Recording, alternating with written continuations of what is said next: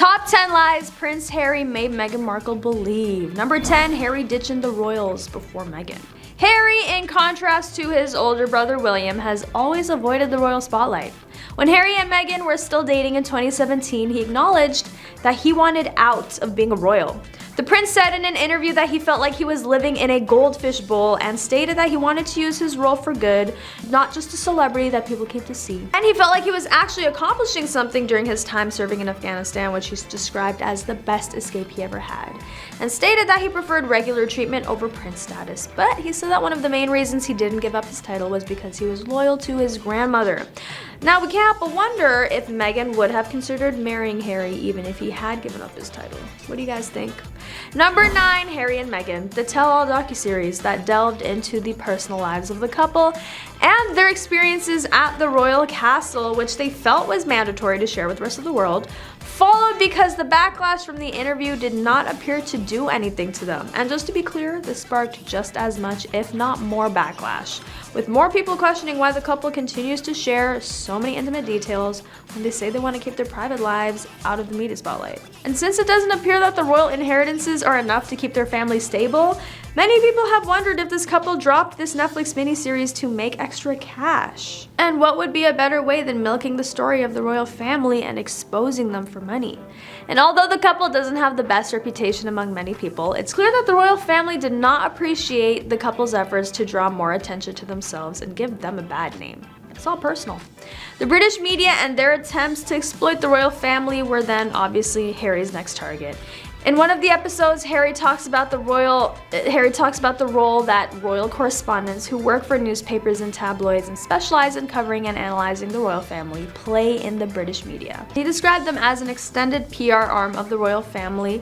An agreement has been in place for more than 30 years. And Harry claims in the documentary that he was followed by paparazzi 30 or 40 times as a child, particularly while he was in school.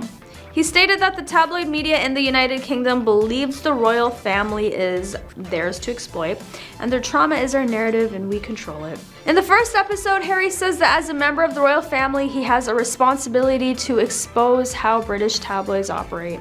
I feel like a member of this family, and it is my duty to expose exploitation and bribery in our media. Harry, you aren't a working member of the royal family, but it seems like you've joined the tabloids to take advantage of the royals as well. Number 8, speaking of exposing the royals, Meghan has been scathing about Harry's family now that she is not an official member of the royal family. What was the palace's real life like? The American claims it was a little frosty. She claimed there was a lack of warmth at royal family gatherings and found all the standoffish behavior, especially from her sister-in-law Kate, strange. As an American, Meg also can't understand that nobody hugs, which clearly is a big deal for her. Even during the documentary, Meg mentioned that when Will and Kate came over, they didn't hug each other, but that shouldn't be a big deal.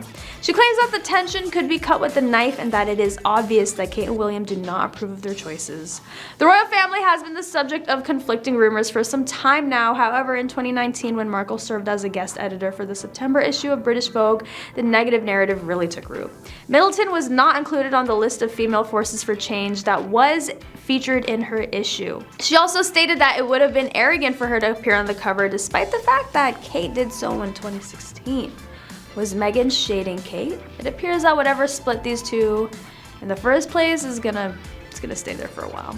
Number 7, royal family troubles. That time Meghan and Harry surprised the royal family by announcing their exit. Harry and Meghan dropped that bomb bright and early in the new year, reportedly taking everyone, even the late queen, by surprise. Over the next few weeks, Harry and the royal family entered a series of negotiations about what their new life as working royals would look like, including paying their own security fees, achieving financial independence, and maintaining certain conduct standards out of care for the queen's reputation.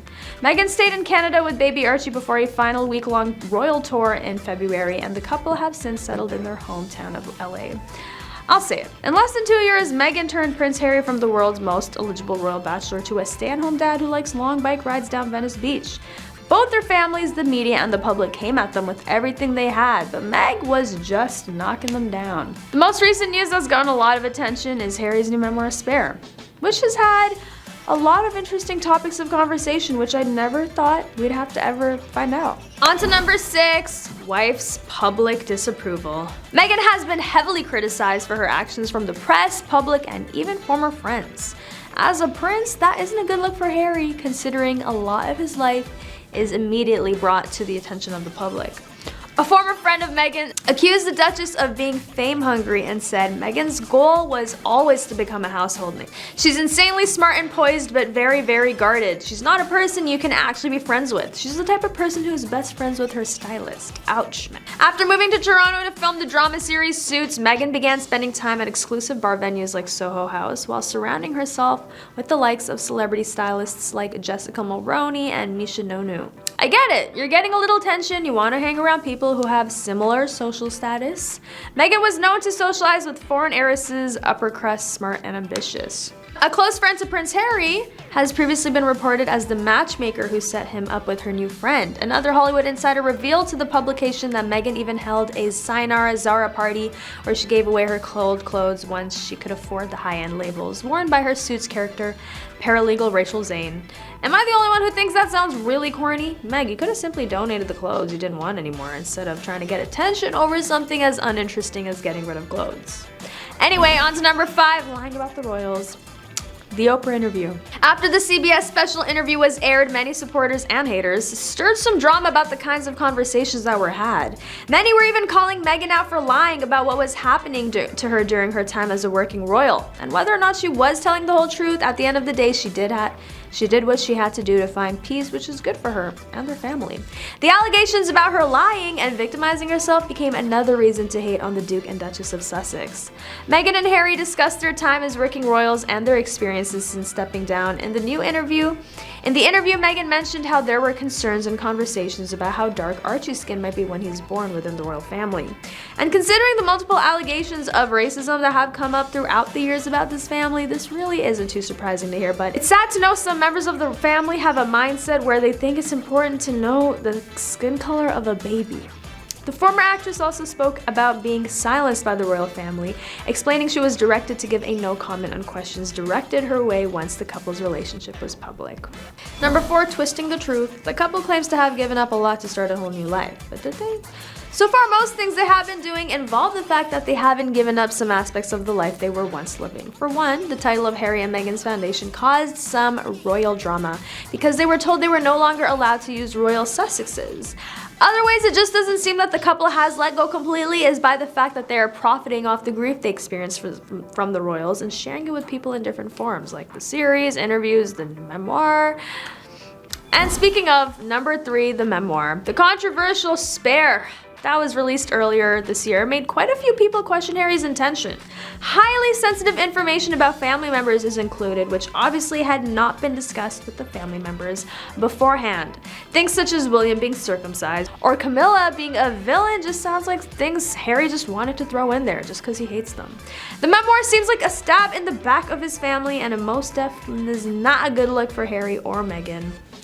Number 2, frosty family complaints. It was a known fact that many did sympathize with the Sussexes' complaints about their cold reception, and a few royal protocols that did not sit well with them, but some accusations against the palace and the press feel wild and over the top. According to sources, the Sussexes are now among the most unpopular public figures in Britain. I know, shocking, right?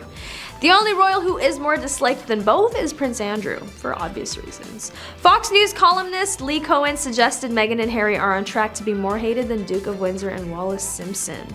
But while the Duke of Windsor let his people down by being irresponsible, he and his wife did not seek the spotlight in any meaningful way, nor did they exist as the Sussexes seem to, hell-bent to destroy the monarchy. Harry didn't seem to have any problems throwing his brother, father, and even grandmother, the recently departed queen, under a big red double-decker London bus.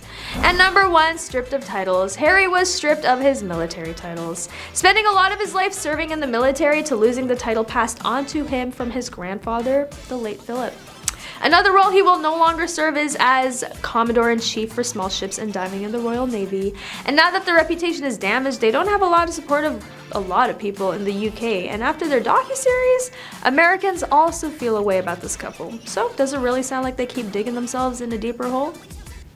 Guess so.